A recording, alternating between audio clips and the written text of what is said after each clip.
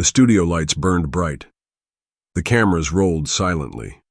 You could hear the nervous breath of the live audience as U.S. President Donald Trump leaned back in his seat, arms folded, that signature smirk on his face. He looked across the round table at Captain Ibrahim Traoré, leader of Burkina Faso, who sat calm, composed, in his military uniform, silent yet fierce. The show's host, a well-known European anchor, cleared her throat nervously. "Mr. Trump," she asked, "do you believe Africa can rise without American support?" Trump didn't hesitate. He smiled and said loudly, "Let's be honest, Africa still needs America." The audience, mostly Western, clapped instantly. Some even laughed. But Traoré didn't blink. He slowly turned his head toward Trump. There was something chillingly calm in his eyes. No anger, no panic, just stillness. Then he leaned forward, very slightly. His microphone picked up his quiet breathing. He was about to speak, but not yet. He just stared, and the clapping began to die. Something was about to shift, and nobody in that studio knew what was coming, not even Trump. Everyone was waiting. Trump chuckled under his breath and adjusted his tie. "I mean," he continued, "just look at the numbers. Foreign aid, infrastructure, peacekeeping. Without us, most African countries wouldn't even have roads." The audience chuckled again. Cameras panned to the anchor, who looked visibly uncomfortable. But Ibrahim Traoré still said nothing. Then, finally, he spoke. His voice was calm, like water, but steady like a drumbeat. He said, "Let me tell you something." The room fell completely silent. Trump leaned slightly forward, as if trying to understand what was coming next. Traoré's eyes didn't move from Trump's face. He repeated, more slowly now, "Let me tell you something." Then he continued, his voice lower, more emotional. "Our roads were stolen. Our gold was stolen. Our children were stolen." The anchor gasped. A few people in the audience started shifting uncomfortably in their seats. Trump's smile faltered for the first time. Traoré sat back, folding his hands on the table. "So no, sir. Africa does not need America. Africa needs justice." The camera caught Trump blinking, hard, and in that moment, the clapping was gone. There was silence in the room, but outside, the internet was already on fire. Clips of Traoré's words were flying across Twitter, TikTok, YouTube, hashtags like Africa needs justice and Traoré speaks. Truth trended within minutes. But while the world argued online, Traoré looked down at the small letter he kept folded in his jacket pocket. It was written by a mother in rural Burkina Faso. She had lost her 12-year-old son to a collapsed illegal mine, one run by foreign companies. She had written to Traoré, begging him not for money, but for dignity. "Please," she wrote, "make them see us as human again." He carried that letter with him everywhere, and in that moment, staring at Trump across the table, he remembered her words. The camera zoomed in on his hands, gently pressing that letter. Then, with a deep breath, Traoré said on live TV, "If America wants to help, start by returning what was taken. Start by listening, not leading." The host tried to change the subject, but it was too late. The room was no longer in Trump's control, and the world had just chosen a new voice. The host tried to steer the conversation. "Let's move forward," she said nervously, her voice cracking. "President Trump, let's focus on trade." But Traoré gently raised his hand. "I'm not done," he said calmly. Trump turned, visibly irritated. Traoré leaned in again. His voice this time was lower. He wasn't talking to Trump anymore. He was talking to the world. "Do you know," he said, "how many African children died mining the gold beneath our soil so it could be turned into jewelry in Paris, phones in New York, watches in London?" The studio fell quiet again. Do you know, he continued, that every time we dig, we are not just pulling up minerals, we are digging into our pain? A camera zoomed in on his face. His eyes were glassy. But he didn't cry. He simply looked tired. You call it aid, Traoré whispered. We call it return. Trump stared at him, speechless. And on social media, millions were already reposting his words. But Traoré hadn't even gotten to the hardest part yet. Not about his mother, not about the night he buried the truth. It was back in 2021, just months before Traoré rose to leadership. He wasn't in a palace. He wasn't on television.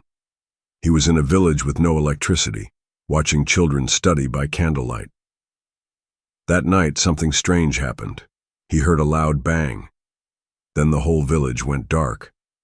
A transformer, one of the only ones in the region, had blown up due to cheap, outdated parts sent from abroad. Traoré rushed to the scene, where he found a young boy shaking in the dark, holding a melted notebook. The boy's name was Amadou. He had been preparing for his school exams. His dream was to be a pilot. That night, Amadou asked Traoré, "Why don't we have light like the others?" Traoré had no answer, but what broke him wasn't the question. It was what Amadou said next. Maybe Africa wasn't meant to fly. That line haunted him. Still does. So now, sitting across from Trump, Traoré looked up and said, "Tell Amadou why he has no light." Trump didn't move. Not a word. And somewhere in the audience, someone finally wiped away a tear. In the middle of the broadcast, the screen split to breaking news. Traoré's words were going viral. But Traoré, he wasn't watching the numbers. He was remembering someone else. Miriam, a single mother, street vendor. She sold roasted maize outside a mining site where her husband had died. She had no pension, no help. One day, Traoré visited her in secret. No cameras, no press. He asked her what she needed. She didn't say food, she didn't say money. She looked him in the eyes and said, "I need my son to believe he matters." Traoré stood there speechless. That night he didn't sleep. Now, as the world watched, he brought up her story. "We are not poor," he said. "We are robbed. And yet our women still rise. Our children still dream." Miriam didn't ask for a favor. She asked for dignity. He turned to Trump and asked, "Can America offer that?" Trump's lips parted, but nothing came out. The silence was heavier than ever. The host froze. The crew looked around, unsure what to do. And on Twitter? Miriam Matters was already trending in 34 countries. Traoré paused. His fingers touched the edge of the table. Then he said softly, "I want to tell you about a shoe." The host blinked, confused. Trump looked annoyed. But Traoré continued. "In the north of Burkina Faso, near Djibo, I once walked through the aftermath of a foreign drone strike. The target, they said, was a terrorist camp." He swallowed hard. "But I didn't see terrorists. I saw smoke. I saw broken pots. And I saw one small shoe." The audience leaned in. A little pink shoe, covered in dust, lying by itself in the sand. He looked directly into the camera now. No foot, no child, just silence. The room was frozen. "That shoe," Traoré said, "is why I cannot sit here and smile when someone tells me Africa needs help. What we need is respect for life."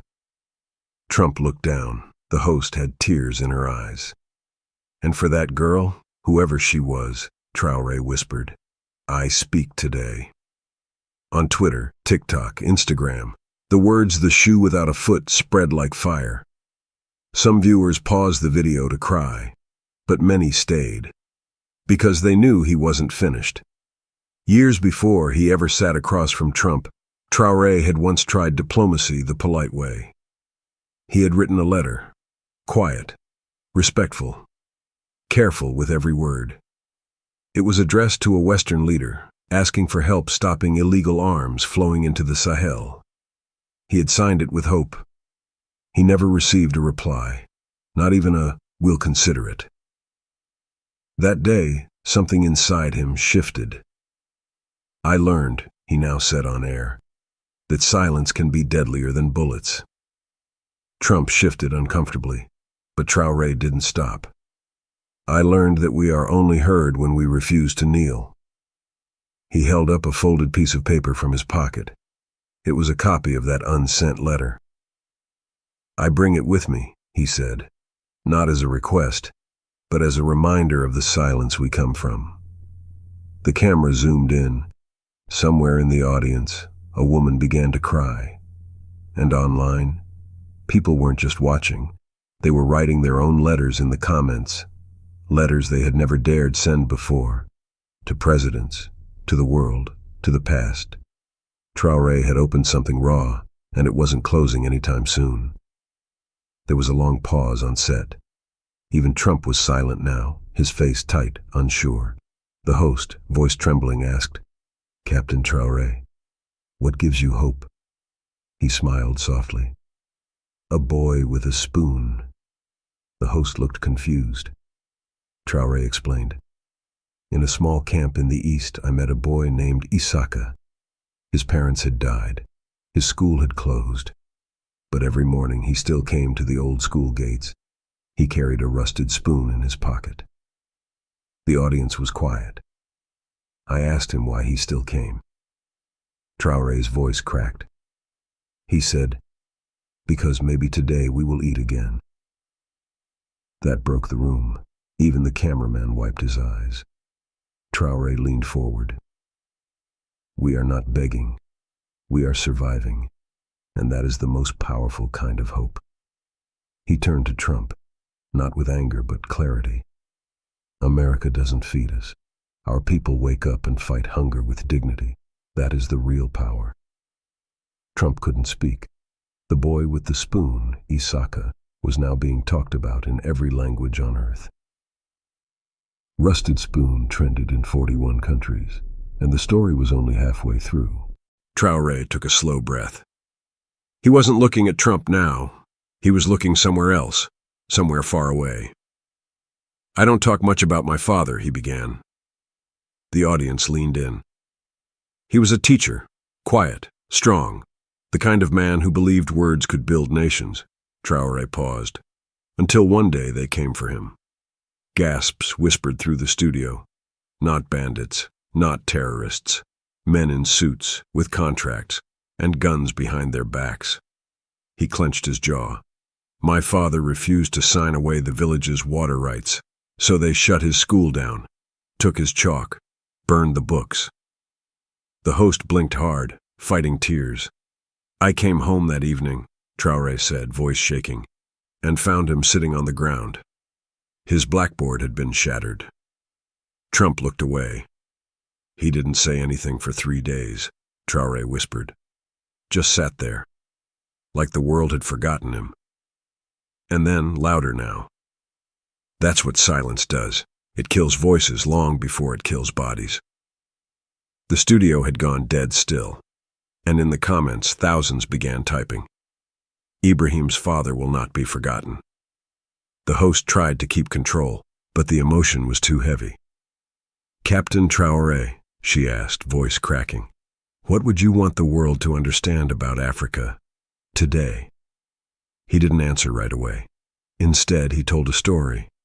"There's a village," he said, "where every newborn is welcomed with a ceremony, but it's not with music, not with food."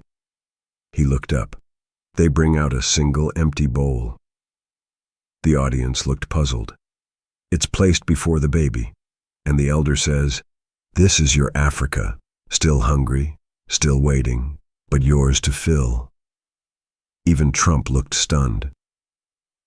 "I was born in a house like that," Traoré continued, "and I have spent my life trying to fill that bowl, not with donations, but with dignity." He tapped the table gently. "But every time we grow a harvest, someone takes the land.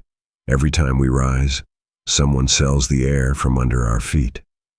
His voice dropped. "Don't clap for us when we bleed. Help us stop the bleeding." A young woman in the audience began sobbing. Empty bowl ceremony went viral, and across the world, viewers started placing bowls beside their babies. This wasn't just a story anymore, it was a movement. Trump was visibly rattled now. He shifted in his seat, eyes darting to the producers. But Traoré was not done. He reached into his pocket and pulled out a small, clear pouch of sand. The host gasped softly. "From Djibo," he said, "the same ground where foreign companies built their gates and buried our bodies." He held it up. "This is not just dirt. It is the dust of our farmers, our grandmothers, our children." Trump opened his mouth, but no words came out. Traoré continued. "This sand once grew millet, now it grows graves." He stared into the camera. "But we are not asking to borrow our land back. We are saying, this was never yours." The camera zoomed slowly toward him. "I carry it with me," he said, holding the pouch close to his chest. "Because every time I speak to men like you, I must remind myself where I come from and who I speak for." A long pause followed. One single clap broke the silence, then another, then the whole room stood. But Traoré, he just placed the sand on the table, quiet, unshaken, and let the dust speak louder than words. Traoré looked around the studio. He picked up something from under the table, a small folded cloth. It was an old, worn-out American flag. The host looked shocked. Trump leaned forward. Traoré unfolded it gently. It was torn on one corner, stained with dust and blood. He held it up for the cameras. "This," he said quietly, "belonged to a boy named Yakuba." A photo appeared on the screen, a barefoot boy, smiling, holding that same flag. He was only 9. Found it in the trash outside a UN camp. He washed it, kept it like treasure. He told his mother, "If I wave this, maybe they'll notice us." The studio was silent. Even Trump was frozen. One day, foreign airstrikes hit his village by mistake.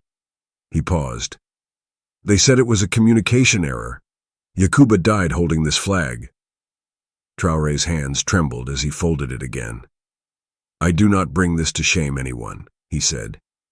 "I bring it because his hope deserved more than silence."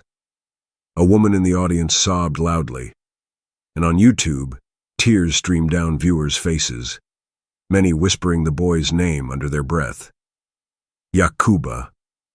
This time Traoré looked down. The air in the studio shifted. "I want to tell the truth," he said, "not just to you, but to myself."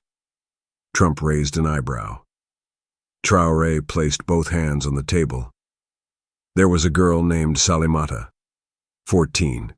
Her village was under threat. We had intel that enemy forces were coming. I was a captain in charge. I gave the order to evacuate. He paused.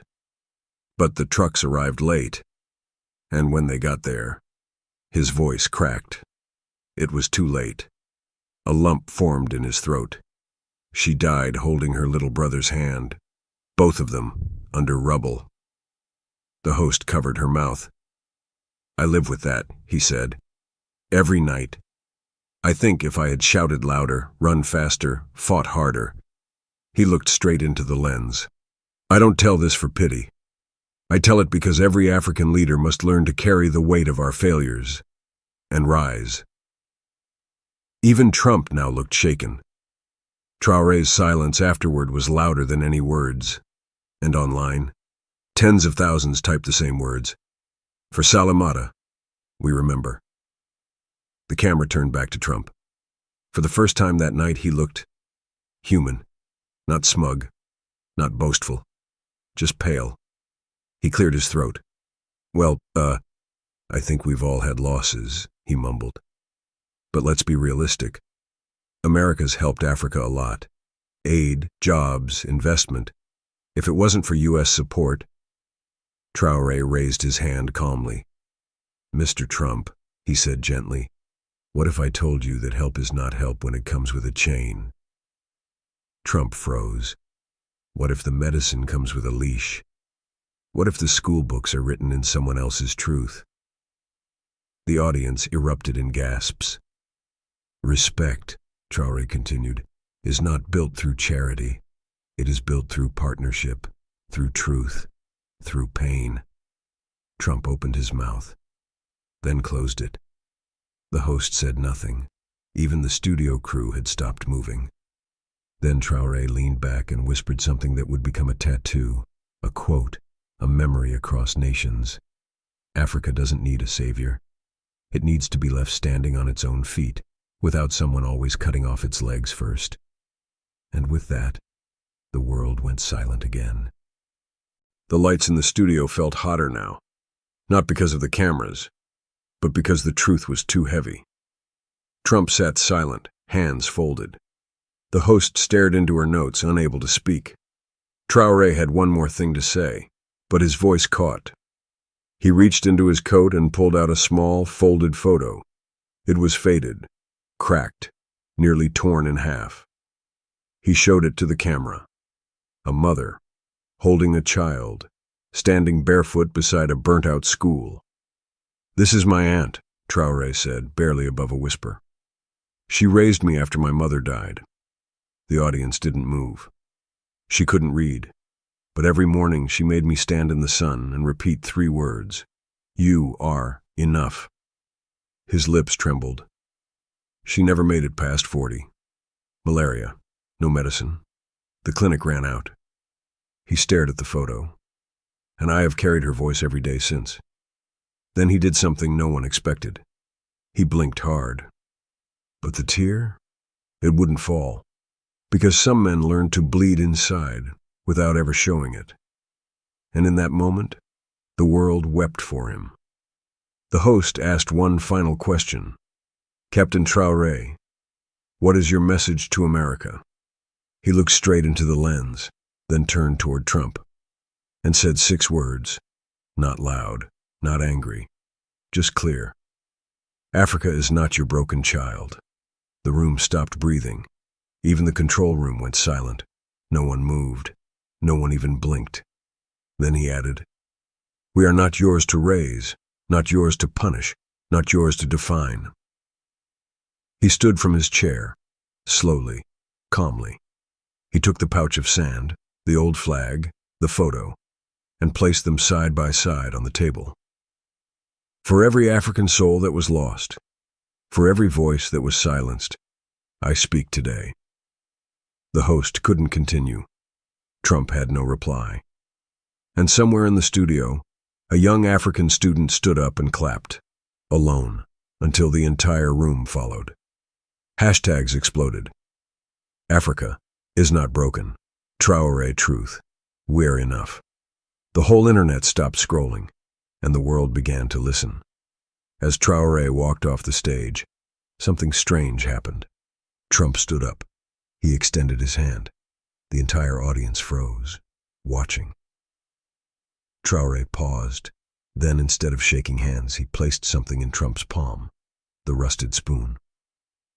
"Give this to your grandchildren," he said, "and tell them about the ones who ate hope instead of food." Trump looked down. He couldn't speak. As Traoré exited, a young African girl from the audience ran toward him. She held a schoolbook close to her chest. "Captain," she cried, "you made me proud of where I come from." He knelt, gently took her hand and said, "Then my voice was not wasted. If this story touched your heart, if you cried for Yakuba, for Salimata, for Mariam, or for Traoré's father, then don't just scroll past, tap like to honor their stories. Leave a comment, just one word that captures how you feel right now. And please, subscribe, not just for content, but to join a global family that believes Africa's voice matters. Because the world needs more stories like this."